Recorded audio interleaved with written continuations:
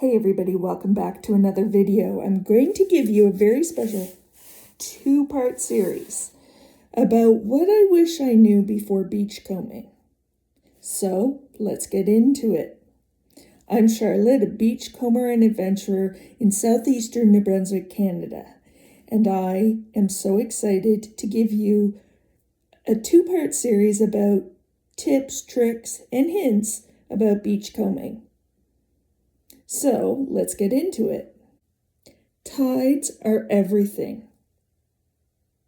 Tides are everything. Most beginners don't realize the best time to beachcomb is at low tide, especially after a storm, and ideally at a spring tide. Spring tide.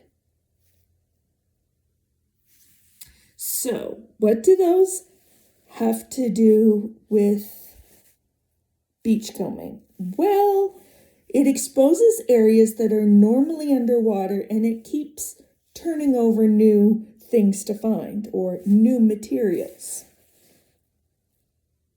Not all beaches are created equal. So, some beaches do what they call wash, and they have constant wave action and circulation, which is great for finding treasures like glass, fossils, pottery, driftwood, and drift treasures. Flat and sandy beaches see very little turnover, so the waves don't necessarily turn it over as often. So, the quick rule of thumb here is a rocky, high-energy area is a place for good finds. Silty and flat equals fewer finds. Now, I do have to give you caution about the silty and flat kind of beaches. I have found some very interesting treasures. Once again, going back to the tides, in very weird off-season moments on regular beaches that are not rocky. I suggest in any case that if you, yes you, are looking around any beach, keep a constant watch on your feet because you just never know. It's not that you won't find anything, it's just less of a chance. So, the third thing is how to find patterns more than random searching. So what I do is I go to the lowest point in the tide, so the farthest out, and I do different patterns, whether it's out towards the water and back towards a rock face, or whether it's right to left, or whether I go out to the edge of the water and then go back to the rocks. You never know where you're going to find things. So, like I was saying, you look for things like what they call a rack line, which is seaweed or debris at high tide. So the highest point. Of course, slopes in the sand, I have found some amazing things in edges of slopes. Now, this doesn't happen often, but if you are in a rocky place, look for tumbled rocks. So relatively worn rocks. Also, if you have a sandy beach and you have sandbars, look in the ruts and the divots, or what they call cuts in the sandbars. So it's the naturally made wave process of a sandbar.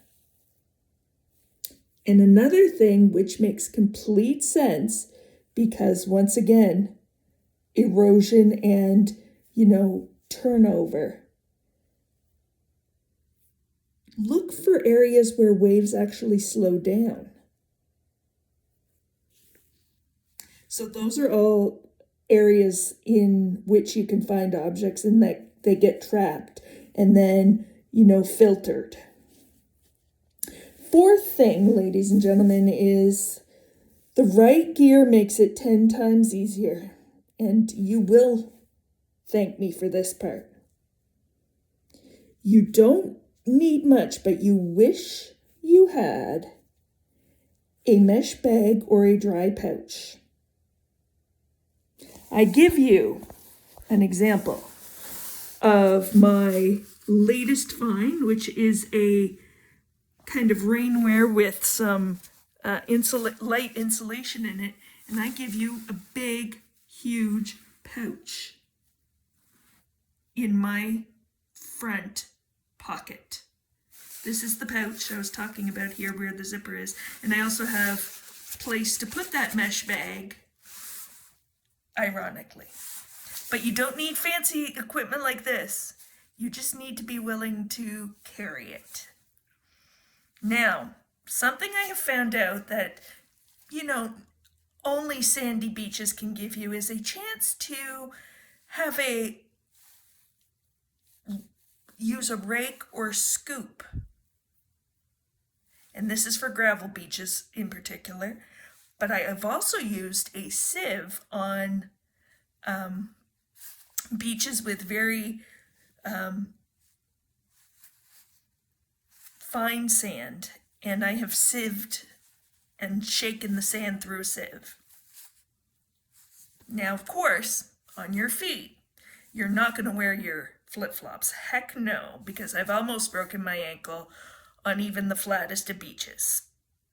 You are going to have to wear boots of some kind, and I have both boots and water shoes for this purpose.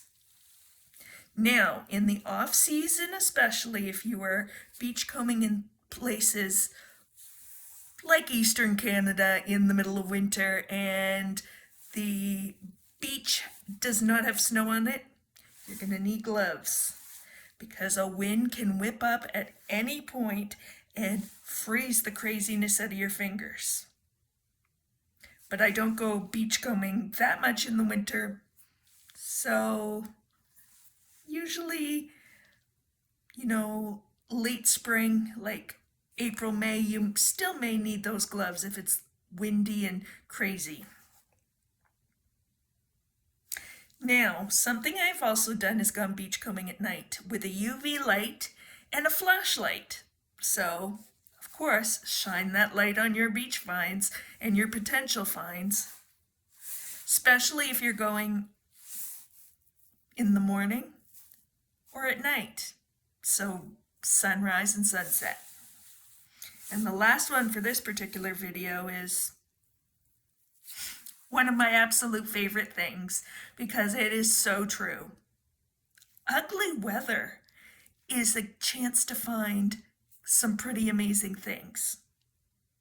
So after storms, after strong winds, of course, is another one. Now, this has not happened to me, but I can give you an example of after a rapid tide shift. Now, on my favorite island, one of my favorite islands in the southwestern part of New Brunswick is Grand Manan, and there is a beach called Stanley's Beach. It is a public beach, but what is very cool about Stanley's Beach is the runoff. It literally creates a little river flowing out to the bay. And when the tide changes, you can just literally see it funnel in and out. And it is probably one of my favorite places to go rock hunting.